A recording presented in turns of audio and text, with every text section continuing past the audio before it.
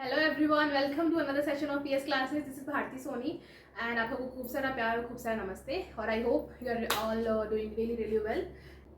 सो earlier video में हम लोगों ने डिस्कस किया था कि हमारे जो भी लैंडफॉर्म थ्योरीज है वो कैसे ओरिजिन में हुई और कैसे उनकी क्यूरियोसिटी डेवलप हुई कि हम लोग समझे कि हमारे अर्थ सर्फेस के ऊपर जो पर्टिकुलरली हम लोगों को जैसे लैंडफॉर्म्स दिखते हैं, कॉन्टिनेंट है, तो वैसे उनका कैसे ओरिजिन हुआ, हाउ दे हैव ओरिजिनेटेड, और जो प्रेजेंट में जो आज है वो कैसे ही थे in the early time. So वो सब उसको लेकर क्यूरियोसिटी डेवलप हुई and then step by step जो है चीज़ें फॉर्म होती गई। अब हमने जब कॉन्टिनेंटल ड्रिफ्ट थ्योरी पढ़ी थी तो मैंने आपको एक चीज़ बताई थी कि ये फर्स्ट थ्योरी नहीं है जो लैंडफॉर्म्स को लेकर ओरिजिनेशन इनका हुआ।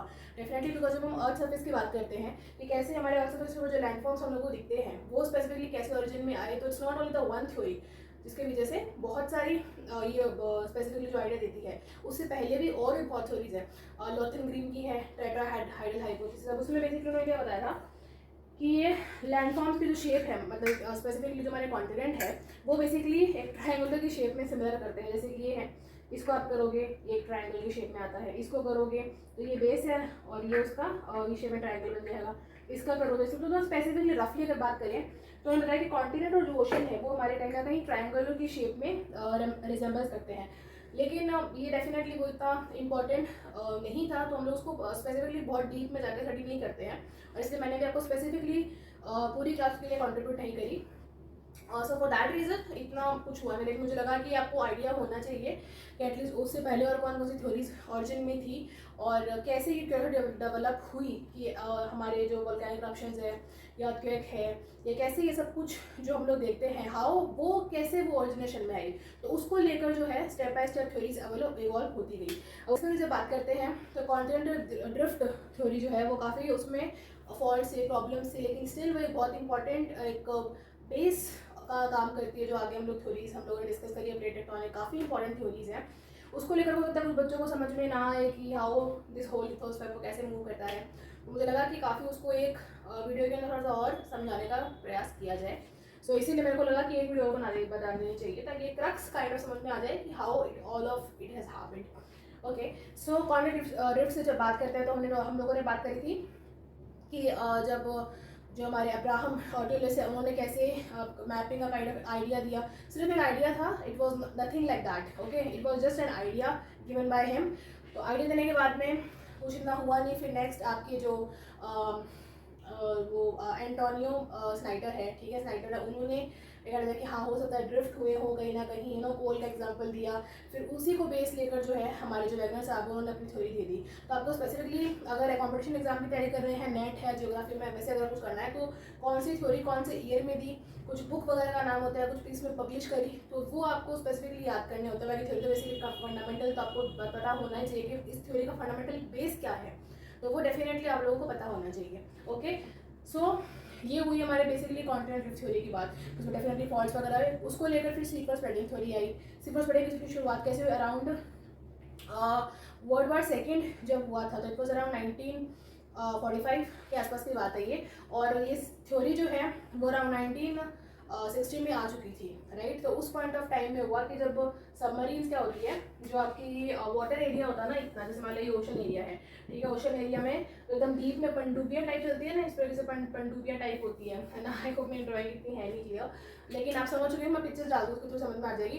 तो सबमरीन्स उनको बोलते हैं और हिंदी में पनडुब्बियां बोलते हैं, जो बेसिकली उसके लिए एक्सप्लोरेशन वगैरह के लिए या उसके अंदर कोई मूवमेंट वगैरह ट्रेस करने के लिए। तो उसका ये वर्ल्ड वार 2 का टाइम था डेफिनेटली, तो वो चीज़ काफ़ी एक माहौल अलग था जियो पॉलिटिक्स के अंदर, तो उसको लेकर शुरुआत हुई। फिर बाद में देखा गया, ऑब्जर्व किया गया कि नहीं, जो हमारा जो ओशन बेसिन है, डेफिनेटली ओशन है तो ओशन के अंदर ये मूवमेंट होता रहेगा। तो ये ऑब्जर्व किया गया कि जो हमारे ओशन बेसिन है उनमें वो सेम लैंडफॉर्म जो है उन्हें दिखते, it's not a plain area. जैसे हमारे अर्थ सर्फेस के ऊपर काफ़ी लैंडफॉर्म्स डेवलप हुए, वैसे ही हमारा जो ओशन बेसिन है वहाँ पे भी काफ़ी लैंडफॉर्म्स है।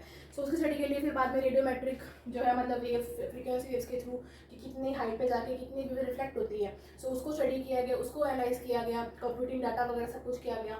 तो वो सब चीज़ें जो है उसके बाद में एक थ्योरी जो आपकी कंडक्शन करंट थ्योरी है, तो ये आइडिया कैसे आया कि ये हमारा जैसे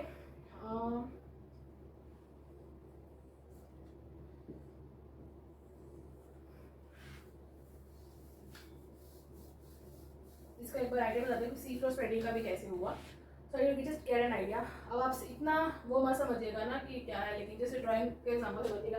अब ये आपका नॉर्थ अमेरिका साउथ अमेरिका है, मैंने इसमें बाउंड्रीज बनाई है, और ये यूरोप का सेशन और ये अफ्रीका वाला सेशन है। ओके,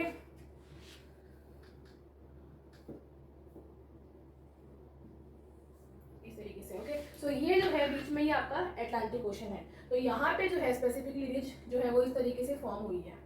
रिज मतलब क्या, मैंने बताया था ना कि जो आपके हमारे अर्थ सरफेस के ऊपर जो माउंटेन्स बने हुए हैं, दैट माउंटेन ओनली वो ओशन बेसिन के अंदर भी है, तो उनको हम लोग रिज रेफर करते हैं। ओके, तो इस तरीके से रिज जो है वो ऑब्जर्व की गई, और इसकी जब स्टडी की गई कार्बन डेटिंग के थ्रू, जब हम रॉक की स्टडी करते हैं तो उससे आपको उसकी एज का पता लगता है। तो जब उस टाइम पे स्टडी की गई तो ये पता लगाया क्या गया कि हमारे जो बीच में जो रिज बने हुए हैं ना, उसके अराउंड 220 मिलियन 250 मिलियन जो वो की है। और जैसे जैसे हम लोग इस एरिया से दूर जाते जा रहे हैं, वैसे वैसे जो रॉक की जो एज है वो और पुरानी होती जा रही है। फॉर एग्जाम्पल इफ आई से कि ये मान लो 250 मिलियन ईयर्स वो की है, और यहाँ पे जब एज की स्टडी गई सिमिलरली इस वाले में और इस वाले में, तो ये लगा के 350 पुरानी साल है। थोड़ा और दूर गए, इसकी स्टडी की तो ये 400 पुरानी है, ये 400 पुरानी। तो इस तरीके से ये ऑब्जर्व किया गया कि जैसे जैसे हम लोग मिड से ये जो रिज है, जैसे जैसे हम लोग इससे दूर जा रहे हैं, तो वैसे वैसे जो रॉक की जो एज है वो आपको पुरानी देखने को मिलेगी। तो एक तो ये आइडिया, तो इससे हम लोग ये समझ सकते हैं तो डेफिनेटली जब जब सी फ्लोर मतलब काइंड ऑफ स्प्रेड हो रहा था, उसका स्पेसिफिकली उसको इतना रेफर करके नहीं गया, लेकिन हम लोग ये समझते हैं उस पॉइंट ऑफ टाइम पे ये आइडिया हुआ कि कहीं ना कहीं ये जो एरिया है हमारा, ये कहीं ना कहीं स्प्रेड हो रहा है। अब क्योंकि इस तरीके से जब प्लेटों का मूवमेंट हो रहा है, ये 2 प्लेट है यू नो, और जब ये प्लेटें आपस में जब दूर जा रही है, तो कहीं ना कहीं हमारे अर्थ के इंटीरियर में डेफिनेटली इतना तो पता था कन्वेंशन करंट थ्योरी होम से जब दी थी कि हमारे अर्थ के इंटीरियर में जो एटमॉस्फेयर है, तो वहाँ पे रेडियो एक्टिव जो एलिमेंट्स आपके होते हैं, ठीक है, तो उनमें करंटली जो है फ्लो काइंड ऑफ इस तरीके से साइकिल पड़ी थी ना हमने, तो ये साइकिल वही रहती है, और इस तरीके से ये प्रेशर डालती है हमारे अर्थ सरफेस के ऊपर, लिथोस्फीयर के ऊपर, कि वो मूवमेंट करे अर्थ सरफेस के ऊपर। ओके, तो अंदर जो है आपका मैग्मा है, हॉट मैग्मा है, तो उससे क्या होगा, वो डेफिनेटली प्रेशर डालेगा, और डेफिनेटली वो आके क्या होगा, एक टाइम तो तोड़ देगा उसको। तो जैसे ही टूटा, जैसे ही स्प्रेड उसको जगह मिल गई, तो ये आके बाहर जमा होने लग जाएगा। अब इसको भी ये माउंट जो बना है ना, इसको भी मिलियंस ऑफ ईयर्स लगे हैं फॉर्म होने में। ऐसा नहीं है कि एक बार में इतना बड़ा पाइप बन के खड़ा हो गया, ऐसा नहीं है। पहले जब हुआ तो यहाँ जगह मिली उसको, तो इस तरीके से हुआ। फिर जब और टाइम हुआ तो इस तरीके से फॉर्म हुआ। ओके, तो ये स्टेप बाय स्टेप चीज़ें फॉर्म में हुई है, बिकॉज हम लोगों ने एविडेंस तो किया नहीं है इसको। अभी हम आगे भी पढ़ेंगे जो हमारे फोर्स ऑफ अर्थ आएंगे कि ये बेसिकली इंटीरियर जो चीज़ें होती, तो we have not observe that, हमने कोई अपनी आंखों से देखी नहीं है, लेकिन एविडेंसेस के थ्रू या फिर साइंटिफिक टेक्नोलॉजी भी डेवलप हो चुकी है, तो उसको लेकर आधार बनाकर हम लोग स्टडी करते हैं। तो उससे डाटा जब निकलता है तो एनालाइज करते हैं, अच्छा ऐसा है, तो उस तरीके से स्टडी की जाती है। सो ये देखा गया कि जैसे जैसे आपका जो अर्थ का सर्फेस है वो डाइवर्ज हो रहा है, तो वैसे वैसे कुछ नया आपको चीज़ यहाँ पे आ रही है। और ये आपको पता है कि अर्थ सर्फेस के ऊपर आते ही टेम्परेचर डेफिनेटली इस वाले एरिया से तो कम, ये एस्ट्रोस्फीयर टेम्परेचर कम है डेफिनेटली अर्थ सर्फेस के ऊपर। सो देन ये सर्टिफाई हो जाते हैं, मतलब जम जाते हैं। उसके बाद में तो डेफिनेटली इस वाला जो एरिया है, मतलब ये जोन वाला डाइवर्जन वाला है, यहाँ पे आपको नई जो रॉक है वो देखने को मिलेगी, बिकॉज यहाँ पे तो हर टाइम मैग्मा जमा हो रहा है ना, इसलिए। और ये यहाँ पे अभी स्प्रेड हुआ, तो जैसे जैसे इससे दूर जाएंगे वैसे डेफिनेटली पुराना आपको रॉक सिस्टम देखने को मिलेगा, ठीक है, और यहाँ पे न्यू रॉक सिस्टम देखने को मिलेगा। उसके बाद में सी फ्लोर स्प्रेडिंग जो है वो एक आधार बनी, उसके लिए आइडेंटिफाई किया गया, रॉक का एग्जाम्पल आ गया कि अच्छा है इस प्रकार से। उसके बाद में सी फ्लोर स्प्रेडिंग जो है हमारी हाई साहब है 1960 के अंदर, 1960 में उन्होंने अपनी थ्योरी दी। उसके बाद में प्लेट टेक्टोनिक्स आई। प्लेट टेक्टोनिक अब तक की साइंटिफिक थ्योरी है जो काफ़ी वाइडली एक्सेप्ट की गई है। सो उसके अंदर क्या था, ये सारी चीज़ें जो है ना, ये एविडेंसेस के रूप में काम करे प्लेट टेक्टोनिक थ्योरी के लिए। हमने पहले भी डिस्कस किया था कि जब कोई थ्योरी बनती है तो उसके लिए सिर्फ एक जो इंसान है वो रिस्पॉन्सिबल नहीं होता, उसके काफ़ी पीछे जो है लोग रिस्पॉन्सिबल होते हैं जो स्टेप बाय स्टेप का कॉन्ट्रीब्यूशन देते हैं। सो ये सारी चीज़ें प्लस कॉन्ट्रोल ड्रिफ्ट जिसको CBD बोलते हैं अपन, ये सी फ्लोर स्प्रेडिंग थ्योरी, तो ये सब चीज़ें जो है कुछ आइडिया बनी, कुछ रेफरेंसेस बनी हमारे प्लेट टेक्टोनिक के बेस के लिए। सो प्लेट टेक्टोनिक जब आई तो उसमें एक बाउंड्री तो यही हो गई है ना, और प्लस हमने जब कन्वर्जन वाली पढ़ी थी तो मैंने आपको एक चीज़ बताया ही था, मैं भी क्लियर कर देती हूँ, क्योंकि मुझे लगा था, मैंने उस वीडियो में बोला था मैंने आपको कि अगर मुझे ऐसा कुछ लगेगा कि मैंने कुछ भूल गई हूँ बताना तो मैं एक वीडियो बना के उसमें पूरा क्रक्स जो है लैंडफॉर्म थ्योरी का आपको बता दूंगी। बिकॉज डेफिनेटली हमारे दिमाग में तो क्वेश्चन आता नहीं है, लेकिन अब एवोल्यूशन जब किसी चीज़ का होता है तो बहुत सारी चीज़ें ऐसी आती है कि ये कैसे इवॉल्व हुआ। बहुत बार हमने बातें करी है कि ज्योग्राफी अब एक साइंटिफिक सब्जेक्ट के रूप में डेवलप हुई है। बिकॉज काफ़ी साइंटिफिक डाटा करके, काफ़ी थ्योरीज वगैरह लेके हमने इसको साइंटिफिक बनाया है। But in the early time exploration करके, या जैसे एज ऑफ डिस्कवरी बहुत फेमस है, तो उस टाइम पे सिर्फ डिस्कवरीज हो रही थी, ओशंस के अंदर लंबी लंबी यात्रा लोग करते थे, है ना। तो वो आइडेंटिफाई करने के लिए कि कैसे चीज़ें डेवलप हुई है, उसके बाद में स्टेप बाय स्टेप इनका आना शुरू हुआ। लोगों ने अपनी पॉइंट ऑफ व्यू स्टोरीज देने लगे, फिर जैसे जैसे करके डेवलपमेंट जो है वो होता है। और आज हम देखते हैं काफ़ी हद तक साइंटिफिक नॉलेज हमको है, टेलीस्कोप वगैरह डेवलप हुए, है ना। हमको कहीं ना कहीं थ्योरीज वगैरह के बारे में पता है, यूनिवर्स आ रहा है उस चीज़ को लेकर। ओके, सो हम लोग बात कर रहे थे प्लेट टेक्टोनिक के बारे में। अब प्लेट टेक्टोनिक ये हमको पता है कि यहाँ से जब एक फ्लोर स्प्रेड हो रहा है, इस तरीके से जब फ्लोर स्प्रेड हो रहा है तो कहीं ना कहीं वो जाके डूबेगा भी। ये क्या बोल दिया, ऐसे कैसे हुआ? ये वाला एरिया है, ये वाला एरिया डाइवर्ज का और ये वाला एरिया कन्वर्ज का। इसका क्या मतलब हुआ कि अब सोचा होगा, ऐसा नहीं होगा कि अगर सी फ्लोर अगर एरिया स्प्रेड हो रहा है तो ऐसे क्यों नहीं हो रहा कि जो हमारा अर्थ का जो सर्कमफ्रेंस है वो क्यों नहीं बढ़ रहा, है ना। अगर देखा जाए तो ठीक है, हर टाइम में वोल्केनिक एक्टिविटी तो जब नया जब आपके मैग्मा जब यहाँ पे सरफेस के ऊपर आके उसको लावा बोलते हैं, नीचे जब ये होता है, नीचे अर्थ सरफेस के अंडर में जब होता है एटमॉस्फेयर में, दैट उसको हम लोग बोलते हैं मैग्मा। फिर वोल्केनिक eruption जब होता है, ठीक है, और हर टाइम यहाँ पे जब नई रॉक जमा हो रही है तो फिर ये हमारा जो अर्थ का जो सर्कमफ्रेंस है, ये जो पूरी अर्थ है हमारी, ठीक है, तो यहाँ जब ये चीज़ हो रही है कहाँ से भी, तो ये बड़ी क्यों नहीं रही है, इसको और फैल जाना चाहिए पूरा, तो ऐसा क्यों नहीं हो रहा है? तो इसलिए नहीं हो रहा है बिकॉज अगर कहीं ना कहीं अगर ये बढ़ रही है तो कहीं ना कहीं एक ऐसा जोन जहाँ पे ज़रूर होगा जहाँ पे वो सबडक्ट कर रही होगी। सबडक्ट मतलब कि डिस्ट्रॉय हो रही होगी, है ना। अब यहाँ पे अगर ये बढ़ रही है तो यहाँ पे डिस्ट्रॉय भी हो रही है। हमारा जो अर्थ है, चाहे वो हमारी लाइफ हो या अर्थ या नेचर हो, बैलेंस बनाना काफ़ी ज़रूरी है। हम भी अगर अपनी लाइफ में बैलेंस बना के नहीं रखते तो गड़बड़ा जाता है सिस्टम, राइट। तो वैसे ही अर्थ है, नेचर है, वो सब अपना बैलेंस बना के रखती है। तो इसलिए जितना का जितना ये जो सरफेस है, सर्कमफ्रेंस है हमारा, उतना का उतना ही रहते हैं। बिकॉज कहीं पे अगर स्प्रेड होगा तो कहीं पे डिस्ट्रॉय भी होगा। वैसे ही है, कहीं पे अगर कोई चीज़ अगर अर्थ के इंटीरियर के जो अगर कहीं पे माउंटेन फॉर्म हो रहे हैं तो हमारे अर्थ सरफेस के ऊपर भी ऐसे बहुत सारे फोर्सेज हैं जो प्रयास करते हैं कि हमारा एरिया समतल बना रहे, ठीक है। अब जैसे अरावली के एग्जांपल दिए, अब हम आगे वाले क्लास में पढ़ेंगे, लेकिन एक ब्रीफ देती हूँ। जैसे अरावली के बारे में बात करें, जैसे मान लो ये अर्थ सर्फेस है, अर्थ सर्फेस के ऊपर हमारे इंटीरियर फोर्सेज ने काम किया और माउंटेन ऑरिजिनेट कर दिया अर्थ सर्फेस के ऊपर। लेकिन हमारे यहाँ पे बाहरी सर्फेस में क्या है, एटमोसफेयर है। एटमोसफेयर में क्या, हवा है, पानी है, ठंडे प्रदेशों में ग्लेशियर्स वगैरह हैं, प्लस गर्म प्रदेशों में एकदम तेज हवा चलती है तो वहाँ से बरखान वगैरह होना। तो हम लोग माउंटेन वाली बात में वापस आते हैं कि माउंटेन और सर्फेस के इंटीरियर के थ्रू कन्वर्जेंट बाउंड्री हुई, प्लस माउंटेन उन्होंने फॉर्म कर दिया। तो उसे हुआ क्या कि बाहरी फोर्सेस क्या करेंगे, इस माउंटेन की लगातार हाइट कम करते रहेंगे और वो क्या करेंगे कि वापस को प्लेन, इस तरीके से प्लेन इसको बना दिया जाए। तो ये वाला सरफेस है ना, पूरा इसको प्लेन बना दिया जाए। तो ये एक पूरा जो बैलेंस है ना, कि ना कुछ नया अगर बन रहा है तो बाहर के फोर्स क्या काम करेंगे, जो अर्थ सरफेस के ऊपर जो है वो काम करेंगे कि इसको समतल बना दिया जाए। तो एक पूरा बैलेंस बना के रखते हैं। तो इसलिए अगर कहीं पे स्प्रेड हो रहा है तो कहीं पे प्लेट टेक्टोनिक, कहीं पे एड जैसी होगी जहाँ पे डिस्ट्रॉय भी हो रहा होगा। ओके, तो ये आपकी डाइवर्जन प्लेट बाउंड्री है, ठीक है, जहाँ से डाइवर्ज हो रही है, और ये कन्वर्जन प्लेट बाउंड्री है।